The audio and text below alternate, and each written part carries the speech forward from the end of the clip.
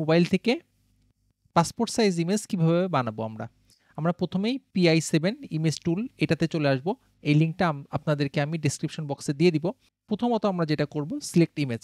এই select ইমেজে click করব। এখানে ২ টা অপশন আছে ক্যামেরা এবং ব্রাউজ। আমরা ক্যামেরা দিয়ে নিজেদের ছবি তুলে সেটাকেও পাসপোর্ট সাইজ ইমেজ বানাতে পারি অথবা আমাদের প্রিভিয়াসলি বা আগে যেই ছবিগুলো তোলা আছে সেখান থেকেও একটা ছবি সিলেক্ট করে নিয়েও আমরা পাসপোর্ট সাইজ ইমেজ বানাতে পারবো। তো আমরা চলে যাব ব্রাউজে। ক্লিক করলাম। ব্রাউজার ক্লিক করার পরে আমাদের যেখানে যে ফোল্ডারে ইমেজটা আছে সেখান থেকে আমাদের ইমেজটা নিয়ে নিব। আমি জাস্ট র‍্যান্ডমলি একটা ইমেজ নিচ্ছি। এখানে আসলে ৩০০ DPI আছে। আমাদের বিভিন্ন চাকরির পরীক্ষা বা বিভিন্ন জায়গাতে এই ছবিগুলো ৩০০ DPI চাই। তো সেটা আমরা নিব। আমাদের এখানে বেশ কিছু সাইজ দেয়া আছে। আমরা নিজেদের এখানে ইচ্ছামত সাইজ নিয়ে নিতে পারি অথবা এখানে কাস্টম সাইজ আছে। এই কাস্টম সাইজে গিয়েও আমরা এখানে সেন্টিমিটার, মিলিমিটার, ইঞ্চ বা পিক্সেল সাইজগুলোর অনুপাতে আমরা এখানে সাইজগুলো নিয়ে নিতে পারি কাস্টম সাইজ। দেন আমরা কি করব নেক্সট এই বাটনে ক্লিক করব। ক্লিক করা হয়ে গেল। আমাদের মোটামুটি চলে এসেছে। আমরা এই বক্সটাকে নিজেদের ইচ্ছামত সরাতে নড়াতে পারবো। তারপরে আমরা এখানে এই ব্রাইটনেস বাড়াইতে পারবো। আরো এই যে অপশনগুলো আছে, ইমেজ আমরা বিভিন্নভাবে এডিট করতে পারবো এখান থেকে। দেন আমরা কি করব? সেভ অ্যান্ড নেক্সট এই বাটনে ক্লিক করব। আপনারা একটা জিনিস অবশ্যই খেয়াল করেছেন, আমাদের অরিজিনাল ইমেজে যেটা আমাদের বাম পাশে আছে, সেখানে আমাদের কিন্তু একটা ব্যাকগ্রাউন্ড ছিল।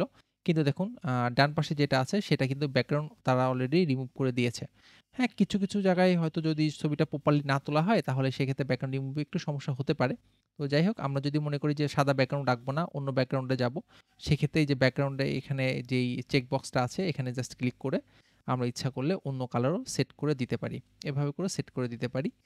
তো যাই হোক বা আমরা যদি মনে করি না সাদাকে রাখবো, সাদা আমরা এখানে জাস্ট সিলেক্ট করে দেব, সেট করে দিব। হয়ে গেল। আমরা ইচ্ছা করলে চেঞ্জ ক্লথ এই অপশনটাতে গিয়ে নিজেদের ইচ্ছামতো এখানে এই যে আমাদের স্যুট পরা ছবি আছে বা শার্ট টাই পরা ছবি আছে এইগুলো আমরা সেট করতে পারি। তো নিজেদের ইচ্ছামতো আমরা সেট করে নিতে পারবো। যদি ইমেজটা প্রপারলি তুলতে পারি তাহলে আমরা এইগুলো খুব সহজেই আ এই ড্রেসগুলো সেট করতে পারবো।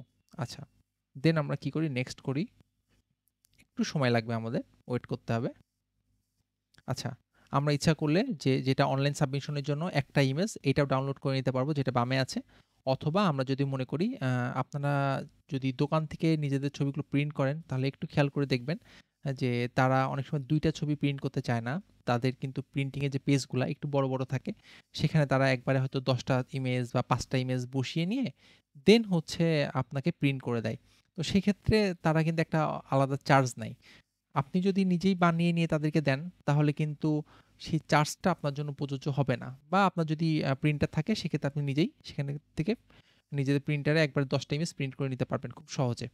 তো এভাবেই আমরা খুব সহজে আমাদের নিজেদের ছবি, পাসপোর্ট সাইজ ছবি নিজেরা বানিয়ে নিতে পারি। ধন্যবাদ সবাইকে।